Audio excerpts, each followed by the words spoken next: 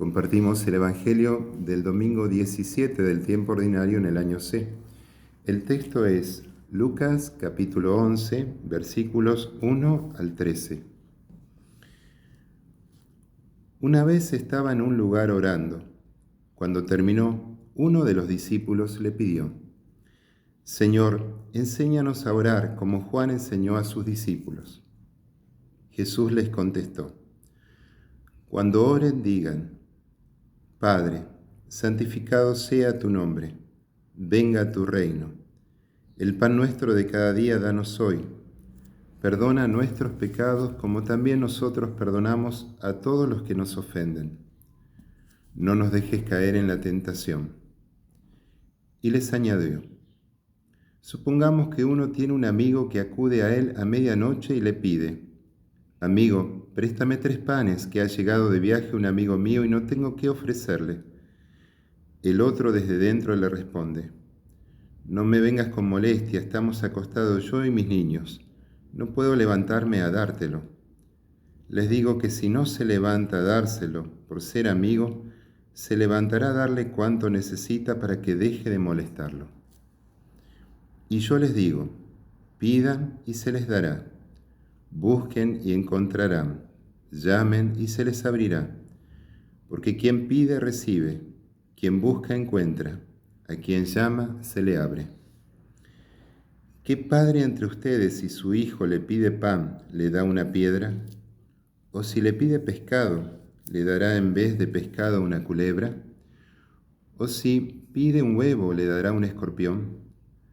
Pues si ustedes que son malos saben dar cosas buenas a sus hijos, cuanto más el Padre del cielo dará el Espíritu Santo a los que se lo pidan. Palabra del Señor.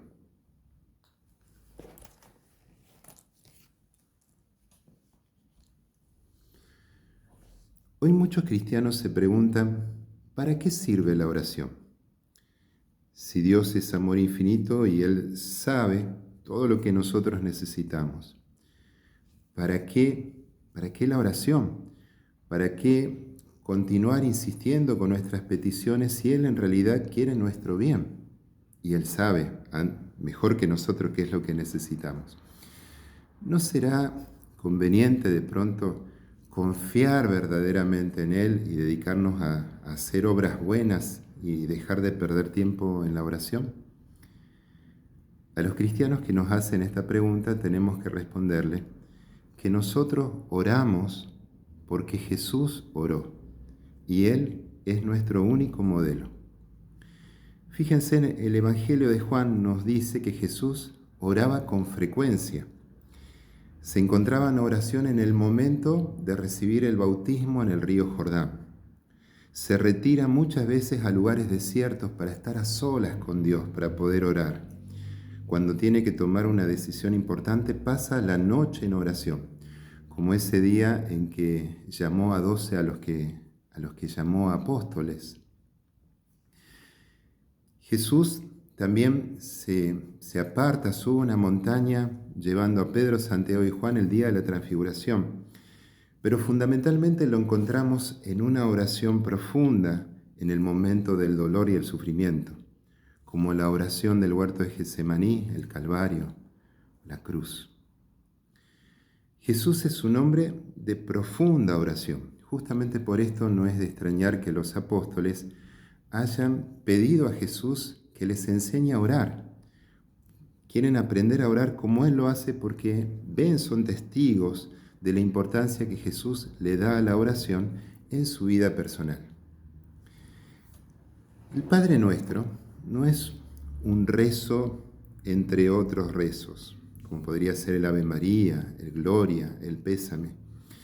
Ni siquiera es el rezo más importante porque lo enseñó el mismo Jesús.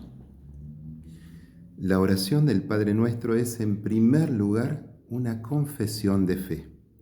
Jesús nos enseña cuál es la verdadera imagen de Dios que nosotros tenemos que tener. Esta imagen de Dios tan diferente a la imagen que tienen los fariseos. En tiempos de Jesús existían diferentes escuelas rabínicas. Por ejemplo, la escuela de Hillel, la de Gamaliel, Cada una de estas escuelas se distinguían entre sí por la oración. Cada una tenía su modo propio de orar. Y esto es así porque en realidad la oración delata, refleja de un modo especial la imagen que nosotros tenemos de Dios y que tenemos de la humanidad, de nosotros mismos. El que ora, para bien o para mal, lo hace siempre a partir de una imagen de Dios y de una imagen de sí mismo. Cuando Jesús ora, lo primero que hace es decir Abba, es decir, Padre, Papá. Cada vez que Jesús habla de Dios, habla de su Padre y de nuestro Padre. Por lo tanto, el Dios de Jesús no es un Dios indiferente, sentado sobre nubes y querubines, un Dios tan santo como lejano, cuyo nombre no podía ser pronunciado por labios humanos. No, para Jesús Dios es papá, es nuestro papá.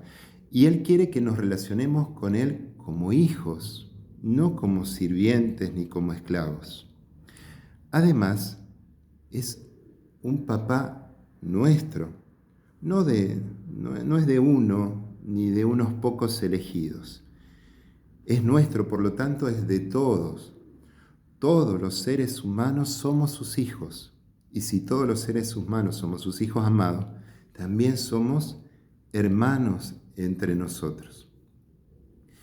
En el pensamiento judío, el Hijo es la continuación del Padre y como tal hace propios los pensamientos y los sentimientos del Padre. El Hijo es un reflejo del Padre presente en el mundo aquí y ahora. Por eso, la santidad del nombre del Padre, el nombre es la persona, la santidad del nombre del Padre, santificado sea tu nombre, se hace posible a través de la santidad de los hijos de este Padre en la tierra. Esta santidad, esta vida santa, es lo que hace posible que su reinado, reino de paz, de amor y de justicia, venga cada vez con más fuerza a la humanidad. Y en este reinado se cumple la voluntad del Padre. ¿Cuál es esta voluntad? Que el amor infinito reine en la tierra como en el cielo. O en palabras de Don Bosco, que los seres humanos, que los hijos de Dios, seamos felices en el tiempo y en la eternidad. El pan no hace referencia solamente a un alimento. El pan en la mentalidad semita es sagrado. De hecho, el pan resume, sintetiza, es la suma del trabajo del hombre y de la mujer bendecidos por Dios. El pan no se podía cortar con un cuchillo, debía ser trozado solamente por manos humanas. Era considerado un sacrilegio tirar el pan o dárselo a los animales. El Talmud dice claramente que hemos recibido el pan como don de Dios para poder compartirlo con los pobres y con los hambrientos. Necesitamos compartir el pan si queremos recibir las bendiciones de Dios. Ahora el pan no es solamente el alimento, es todo lo que el ser humano necesita para alcanzar su plenitud. Todo lo que el ser humano necesita. Y esto debe ser pedido y ganado diariamente, confiando en que el Padre no permitirá que nos falte su providencia. En ningún momento debemos confiar en esta providencia de Dios en nuestra vida. El perdón es otra de las características de este tiempo nuevo inaugurado por Jesús. Confiamos totalmente en que nunca es tarde para recomenzar frente al amor infinito de Dios. Dios no se cansa de perdonar, pero justamente porque Dios no se cansa de perdonar, nosotros que somos sus hijos y sus reflejos tenemos que perdonarnos recíprocamente. Por eso, en esta nueva humanidad, que es una fraternidad, el mal no tendrá la última palabra. Y justamente el tentador, sea humano o no, aquel que nos divide y que nos enfrenta, será derrotado definitivamente. Jesús concluye con una parábola, la parábola del amigo inoportuno. Con esta parábola Jesús quiere decirnos que es necesario orar insistentemente, no desfallecer en la oración, aunque parezca que Dios no quiera escucharnos.